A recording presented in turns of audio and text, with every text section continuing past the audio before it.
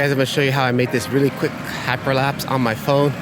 Literally one-handed, because my other hand is on my bike, and I was able to make this cool little hyperlapse. The key point is you gotta keep sure you turn your rule of thirds on, like the grid, and keep a focal point locked on there. Not necessarily locked on there, but you gotta stay on that point. So let me show you really quickly.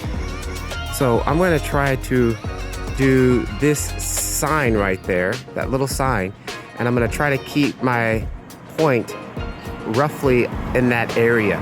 Now the hyperlapse will smooth things out a little bit, so it's gonna help. So let's do it. I'm one-handed, crude, very crude. It should be a lot more smoother, but hey, let's see how it comes out.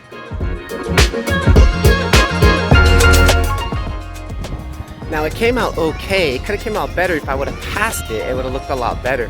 But again, I am doing it, just testing. I literally have one hand on my bike. I'm not able to turn around 180 degrees. But ultimately, if you could turn around all the way and rotate around and past it, it looks a lot better. This is really cool. I'm gonna do a couple of more of these.